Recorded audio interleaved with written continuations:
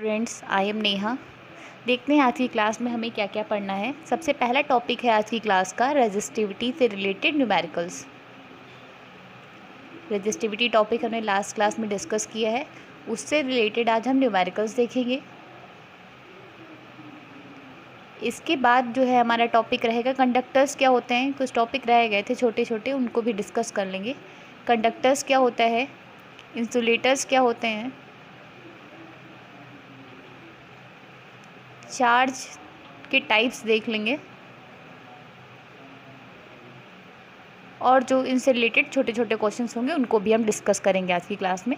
तो सबसे पहला क्वेश्चन हमारा होगा रेजिस्टिविटी से रिलेटेड न्यूमेरिकल, तो हम उन्हें पहले सॉल्व करेंगे। तो सबसे पहला क्वेश्चन हम देखते हैं अपना रेजिस्टिविटी से रिलेटेड जो है। फर्स्ट क्वेश्चन जो है हमारा हो जाएगा, तो क्वेश्चन है हमारा an aluminium wire of length 2 metre and cross section area 1.8 into 10⁻⁻6 metre square has a resistance of 0.03 ohm. और आपको फाइंड करना है एल्यूमिनियम जो वायर है इसकी रेजिस्टिविटी आपको फाइंड करनी है। तो सबसे पहले क्वेश्चन करने से पहले आप इस सबसे ऊपर आप फार्मूला लिख लीजिएगा। रेजिस्टिविटी का फार्मूला होता है rho is equals to R A upon L. ये आपका है फार्मूला रेजिस्टिविटी का। इसके बाद हम ये देखते हैं, इसमें एक वर्ड यूज़ हुआ है आपका, उसका है ना क्रॉस सेक्शन। क्रॉस सेक्शन का मतलब क्या होता है, जो वायर होता है आपका, वायर की शेप कैसी होती है, सिलेंड्रिकल शेप होती है। वायर जो आता है आपका वो सिलेंडर शेप में होता है। तो सिलेंडर में होता क्या है, जैसे ये है आपका सिलेंडर, मतलब वायर है आपका वही सिलेंड्रिकल शेप में है। तो इसका जो एरिया होता है ये वाला, जो किसी भी पॉइंट से अगर हम एक कट कर दें बीच से सिलेंडर को, तो जो एरिया हमें बाहर की तरफ मिलता है इस एरिया को हम लोग क्या बोलते हैं, क्रॉस सेक्शनल एरिया बोलते हैं। और ये किस फॉर्म का, अगर एक वायर लेके हम साइड से कट करें तो वो जो एरिया हमें बाहर की तरफ दिखता है वो किस शेप का होता है, सर्कल की शेप का होता है। और सर्कल का एरिया अगर हम आपसे बात करें तो एरिया ऑफ सर्कल क्या होता है, पाई आर स्क्वायर। और जहाँ पे पाई की वैल्यू कितनी होती है 22/7। आर आपकी क्या होती है, रेडियस। जिस भी रेडियस का वायर आपका कटा होगा उस हिसाब से रेडियस की वैल्यू हम रख देंगे। और पाई की वैल्यू, पाई एक कांस्टेंट है जिसकी वैल्यू 22/7 होती है। तो ये चीज़ आप लिख लीजिएगा। इसके बाद क्वेश्चन करना हम लोग स्टार्ट करेंगे। तो सबसे पहले देखते हैं क्या क्या गिवन है आपको। ये न्यूमेरिकल का पार्ट नहीं था, बस मैंने आपको समझाया है। तो गिवन देखिए क्या है, पहला लेंथ गिवन है। लेंथ है आपकी 2.0 मीटर। उसके बाद आपको एरिया कितना गिवन है, 1.8 इंटू 10 की पावर कितना हो गया आपका -6 मीटर स्क्वायर। इसके बाद आपको गिवन है रेजिस्टेंस, वो कितना है 0.03 ओम। रेजिस्टेंस की यूनिट क्या होती है, ओम। और आपको फाइंड क्या करना है, रेजिस्टिविटी, दैट इज़ रो आपको क्या करना है, फाइंड करना है। तो सबसे पहले आप फॉर्मूला लिखिए, रो का क्या होता है हमारा, rho is equals to R A upon L. इसके बाद वैल्यू पुट करना स्टार्ट करिए। सबसे पहले आर की वैल्यू रखते हैं 0.03। उसके बाद एरिया डायरेक्टली दिया हुआ है आपको पूरा, तो सीधे पुट कर देंगे। अगर रेडियस गिवन होती है आपको तो आप फार्मूला एरिया में क्या लिखते हैं, पाई आर स्क्वायर। फिर फाइंड करके तब आप यहाँ पे वैल्यू पुट करते हैं। फिलहाल इसमें तो डायरेक्ट दिया हुआ है तो आपको कुछ करने की ज़रूरत नहीं है, सीधे वैल्यू पुट कर दीजिए। 1.8 इंटू 10⁻⁻6। और लेंथ आपको कितना गिवन है, 2। 2.0 मतलब 2 ही हुआ।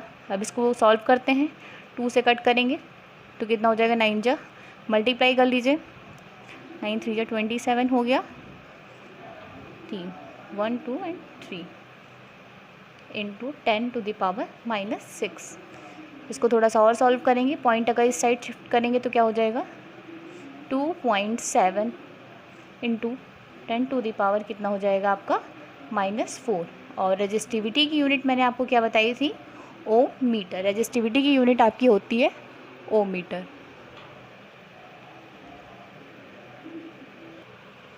तो ये हमारी रेजिस्टिविटी की यूनिट आ गई 2.7 इंटू 10⁻⁻4 ओ मीटर। अब एक चीज़ मैं आपको बता दूं कि इसको मैंने कैसे सॉल्व किया है। क्वेश्चन आप लोगों ने राइट कर लिया होगा, इसको हटा देते हैं। एक चीज़ इसमें आप देख लीजिए कि कैसे मैंने इस चीज़ को सॉल्व किया है। इसमें लिखा था यहाँ पे 0.027 इंटू 10⁻⁻⁶। तो करेंगे अगर पॉइंट हम अपना जो है राइट साइड शिफ्ट कर रहे हैं, किधर शिफ्ट कर रहे हैं, राइट साइड, तो जितने डिजिट हम शिफ्ट करेंगे उतनी पावर्स हम इसमें क्या कर देंगे, ऐड कर देंगे। तो यहाँ पे आंसर हमारा क्या हो जाएगा, 2 डिजिट अगर हमें शिफ्ट करना है तो आंसर क्या हो जाएगा 2.7 इंटू 10⁻⁻⁶ था ही। तो हमने क्या कहा आपसे, 2 डिजिट अगर राइट साइड जा रहे हैं तो पावर कितनी ऐड कर देंगे, 2। तो आपको सॉल्व करने पे आंसर कितना मिल जाएगा, 2.7 इंटू 10⁻⁻⁶ प्लस 2 इज़ -4। ये आपका आंसर आ गया।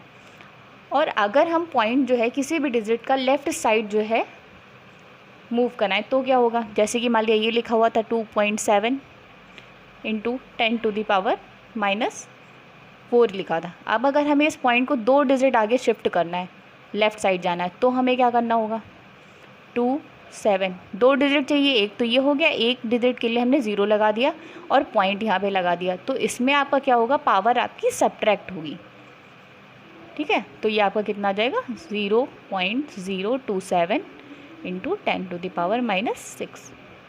तो ध्यान ये रखना है कि अगर लेफ़्ट साइड मूव करा रहे हैं तो पावर क्या करेंगे, उतनी ही, जितने डिजिट मूव करेंगे उतनी पावर सब्ट्रैक्ट कर देंगे।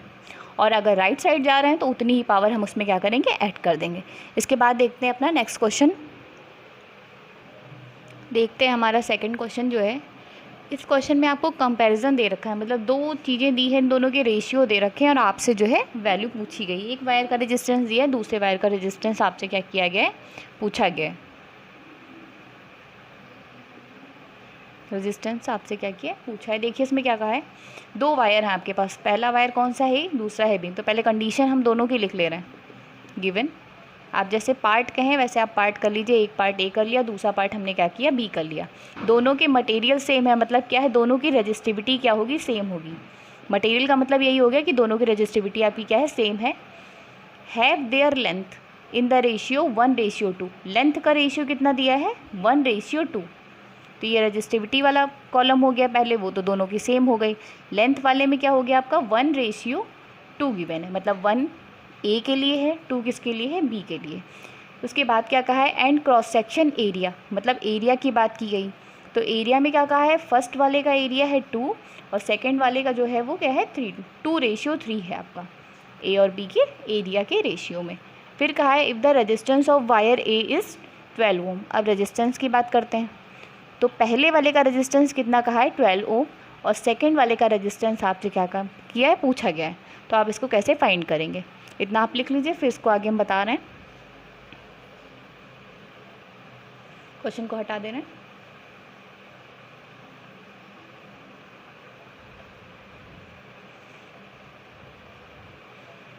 तो क्या करेंगे, सबसे पहले हम लिखेंगे फॉर ए के लिए हम रेजिस्टेंस का फॉर्मूला लगाएंगे। तो R इज इक्वल्स टू क्या होता था हमारा, ρl/A। तो जब A की बात कर रहे हैं हम पहले वाले की, तो हम हर चीज़ 1 कर दें या A लिख देते हैं। A यहाँ पे क्या लिख दिया, ρA, यहाँ पे LA, और यहाँ पे एरिया के पास भी क्या लिख दिया, A लिख दिया। ये कंडीशन A के लिए हो गई। फॉर B, अब B के लिए अगर हम रेजिस्टेंस का फॉर्मूला लगाएंगे तो क्या हो जाएगा, RB, सफिक्स में हर जगह B लिख दीजिए, ρB, LB, और एरिया के नीचे भी क्या लिख दीजिए, B। ये 2 इक्वेशन हो गई हमारी। इन दोनों को हम क्या करेंगे, डिवाइड करेंगे, तभी तो ये रेशियो में आएगा, तभी हम वैल्यू इजीली इसमें पुट कर पाएंगे। तो सबसे पहले हम लोग क्या करते हैं, वैल्यू लिखना स्टार्ट करते हैं। ये वैल्यू हम लिख लेते हैं। लेंथ का रेशियो आपको गिवन है 1:2, एरिया का आपको गिवन है 2:3, और रेजिस्टेंस आपका A का दे रखा है 12 और B का आपसे पूछा गया। इसको हटा दे रहे हैं, तो डिवाइड करते हैं। 1 डिवाइडेड बाई 2, 2 डिवाइडेड बाई 1 कुछ भी कर सकते हैं, कोई दिक्कत नहीं। RA/RB, तो यहाँ क्या हो जाएगा आपका, ρA LA/AA, फिर अपॉन में क्या आ जाएगा, ρB LB और AB हो जाएगा। 2 चीज़ें अगर डिवाइड में, तो आप एक काम कर सकते हैं कि आगे वाली चीज़ को ऐसे लिखा रहने दीजिए और पीछे नीचे वाली चीज़ को पलट के मल्टीप्लाई कर दीजिए। इनटू क्या हो जाएगा, AB ρB LB। फिर क्या करते हैं, इसमें वैल्यू पुट करना स्टार्ट करते हैं। ρA और ρB क्या था, बराबर था, क्वेश्चन में हमने बताया था, दोनों की डेंसिटी किसके बराबर कर दीजिए, रो के। ठीक है। और एक काम करते हैं, एक जैसी चीज़ों को एक संग लिख लेते हैं। तो रो ए अपॉन रो बी लिख लिया, ये रहा रो ए, ये रहा रो बी। फिर लिखेंगे L A upon L B, ये ए रहा और ये बी रहा। फिर लिख देंगे ए बी अपॉन ए ए, जो चीज़ जहाँ है उसको वैसे ही पुट करना है, ये चीज़ ध्यान दीजिएगा। फिर क्या करते हैं, दोनों की रजिस्टिविटी बराबर थी, मतलब क्या हुआ, दोनों की जगह हमने क्या पुट कर दिया, रो रो पुट कर दिया दोनों की जगह पे। फिर क्या किया, लेंथ में रेशियो कितना गिवन है, 1:2, मतलब ए से बी है तो डायरेक्ट रेशियो हमारा क्या हो जाएगा 1/2 इंटू एरिया क्या कहा है बी से ए, और यहाँ पे ए से बी दिया था तो उल्टा रखना है, तो हम लोग क्या रखेंगे 3/2।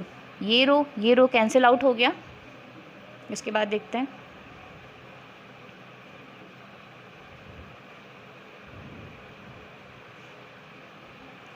तो आपकी वैल्यू आ गई R A upon R B is equals to 3/4।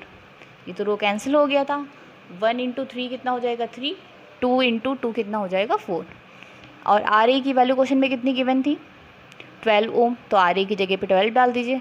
R B आपको क्या करना है, फाइंड करना है। ये हो गया 3 और ये हो गया 4, कैंसिल कर लीजिए, 3 4 = 12 और मल्टीप्लाई क्रॉस मल्टीप्लाई कर दें तो क्या हो जाएगा, आर बी यहाँ पे 1 है तो ये क्या हो जाएगा आर बी हो जाएगा। 4 4 जा कितना हो जाएगा 16, और रेजिस्टेंस की यूनिट क्या होती है ओम, तो आपका रेजिस्टेंस कितना आ जाएगा 16 ओम आ जाएगा। देखते हैं इसके बाद नेक्स्ट क्वेश्चन।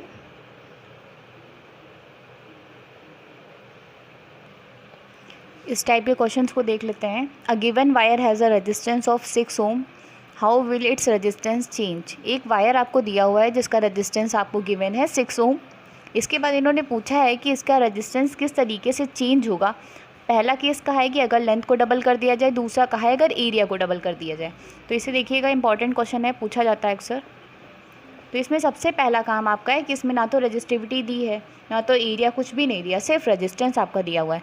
तो फर्स्ट केस हमेशा आप स्टार्ट ऐसे ही करेंगे, चाहे लेंथ कहें चाहे एरिया कहें, जो भी वैल्यू कहें। फर्स्ट केस में आप क्या करेंगे, ये कहेंगे कि रेजिस्टेंस का फॉर्मूला क्या होता है हमारा रो एल अपॉन ए।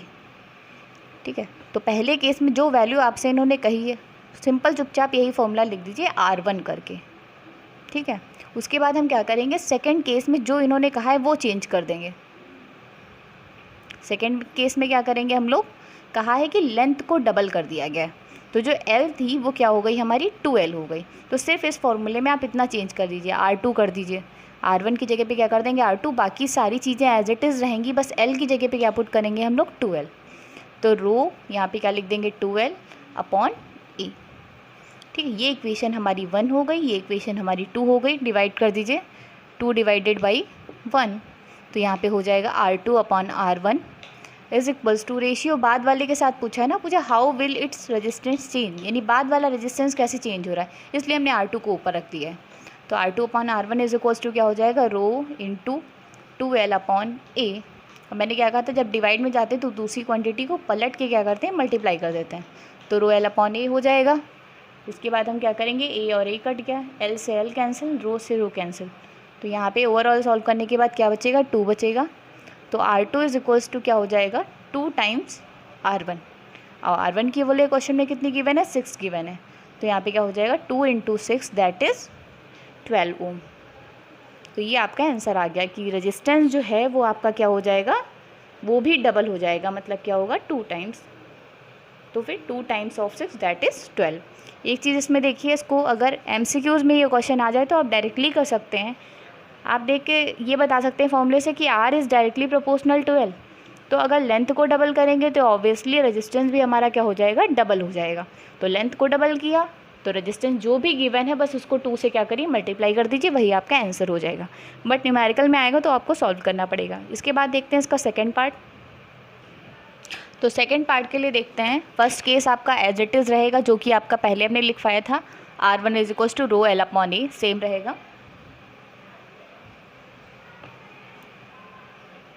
तो रेजिस्टेंस सेम रहना है, रो L अपॉन ए। उसके बाद सेकंड केस में इन्होंने क्या कहा था, एरिया इज़ डबल, तो हमने यहाँ पे लेंथ किया था तो वहाँ पे हम क्या चेंज कर देंगे, एरिया इज़ डबल, तो ए इज इक्वल्स टू क्या हो जाएगा हमारा 2a हो जाएगा। फिर क्या करेंगे, R2 भी वैसे ही लिखेंगे बस। अब देखना ध्यान से, ऊपर वाले फॉर्मूले में रो एल ऐसे ही लिखेंगे, बस एरिया की जगह हमें क्या डालना है 2a, तो ये हो गया हमारा।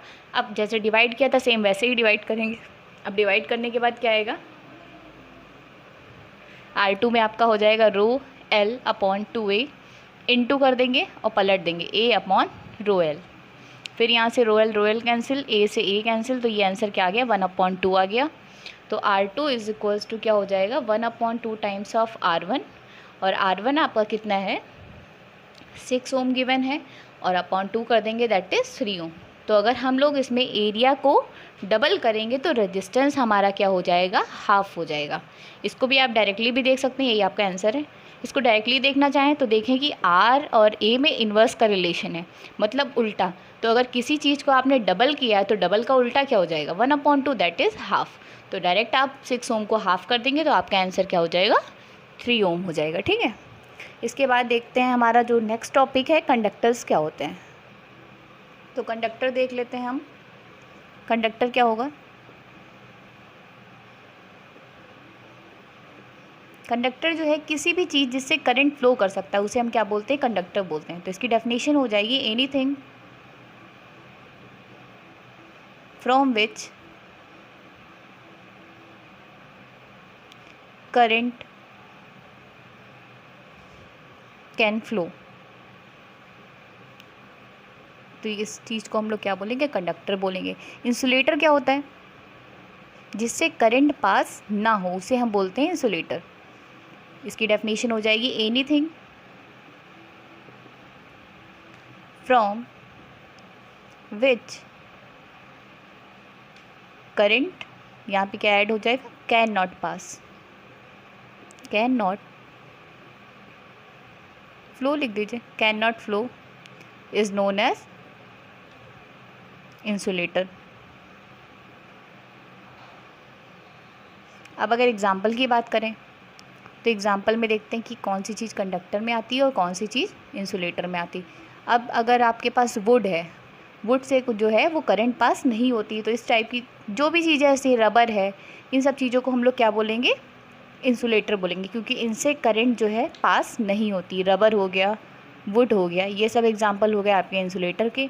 ऐसे ही इसमें कंडक्टर में जिससे करंट पास होती वो क्या होता है, कॉपर हो गया आपका, सिल्वर हो गया, इन सब चीज़ों से करंट पास होती है। और ज़्यादातर वायर भी इन्हीं चीज़ों के बनाए जाते हैं, क्योंकि उससे जो है करंट ईजिली फ्लो करता है और इनकी रेजिस्टेंस भी क्या होती है, कम होती है।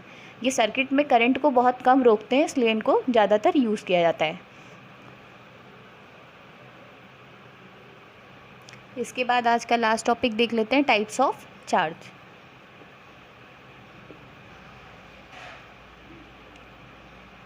तो टाइप्स ऑफ चार्ज में क्या होता है, चार्ज आपके दो तरीके के होते हैं। फर्स्ट वाला जो होता है वो पॉजिटिव चार्ज होता है, और सेकंड वाला क्या होगा, negative charge. Positive charge, negative charge.